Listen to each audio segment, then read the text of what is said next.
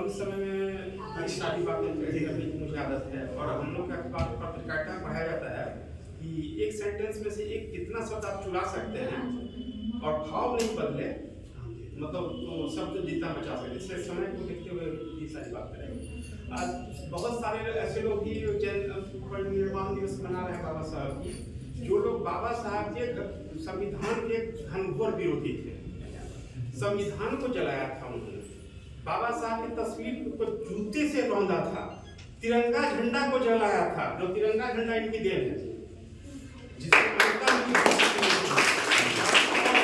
ऐसे लोग जो है जिनको कि मनुवादी कहते हैं, तो वो मनुवादी ताकतें आज सत्ता में है। पिछले 9 साल 9.5 साल से क्या हो रहा है, क्यों आज देश में कुछ ऐसी शक्तियां हैं जो ये कहने को बाध्य हो रही हैं कि संविधान बचाओ देश बचाओ। इसका मतलब है कि देश के सामने, देश की एकता और अखंडता के सामने कहीं ना कहीं खतरा है और खुद संविधान के सामने भी खतरा है। अभी थोड़ी देर पहले संचालक महोदय बोल रहे थे कि बाबा साहब को हम लोगों ने कितना पढ़ा।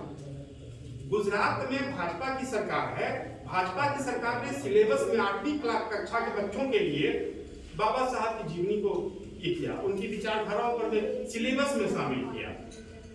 और जैसे ही देखा कि बाबा साहब की जो 22 अंत में 22 प्रतिज्ञाएं जो थी उसमें, उसको भी सिलेबस में तब शामिल करना पड़ा। तो जब 22 प्रतिज्ञा घनघोर जो है सो भाजपा का जो आरएसएस का जो हिंदू राष्ट्रवाद है उसके खिलाफ वो सारी प्रतिज्ञाएं साबित हो रही थी, तो तुरंत तमाम पुस्तकों को वापस मंगा लिया गया। ठीक है, उसके बाद शिक्षा वो शेरनी का दूध है, जो पिएगा वो गजेगा। अभी थोड़ी देर पहले एक वक्ता बोल के गए हैं, ठीक है। तो शिक्षा के मद में कटौती हो रही है पिछले 9.5 साल में। रोहित वेमुला क्यों आत्महत्या करने को विवश हुआ, क्योंकि उसके हायर एजुकेशन में 18% बजट में कटौती की गई, लगातार जारी है बजट में कटौती। और जो प्राथमिक कक्षा से लेकर के हायर एजुकेशन हाई स्कूल तक की जो शिक्षा प्रणाली है उसमें 17% तक की बजट में कटौती हुई है। नतीजा क्या हुआ है, स्कॉलरशिप पे प्रतिबंध लग गया है। हरियाणा के बच्चों को जो है छात्रवृत्ति जो है उस पर रोक लगी हुई है। लगातार ये सब तमाम चीजें जो हो रही है, तो शिक्षा को आम जनता की पहुंच से, आम जनता के गरीबों के, आज एक बड़ा सुंदर सोशल मीडिया पर एक बात पढ़ने को मिला कि क्या बात है, शराब दलितों की बस्ती में, गरीबों की झोपड़ियों में बड़ी आसानी से पहुंच जाता है, लेकिन उसी झोपड़ी में शिक्षा नहीं पहुंच पा रहा है, उनके बच्चे पढ़ लिख नहीं पा रहे हैं।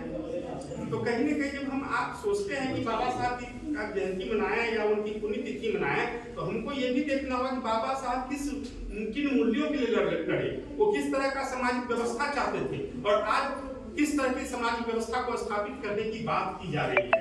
धर्म के नाम पर जाना ताना एक कहावत था, पहले प्रचलित था कि दब्बल के मेहरारू सबके हो जाए, और इनकी सरकार आई है तो हाथरस कांड हो रहा है, दलितों की बहु बेटियों के साथ गैंगरेप हो रहा है, छोटी छोटी बच्चियों के साथ गैंगरेप के बाद उनकी हत्या की जा रही है।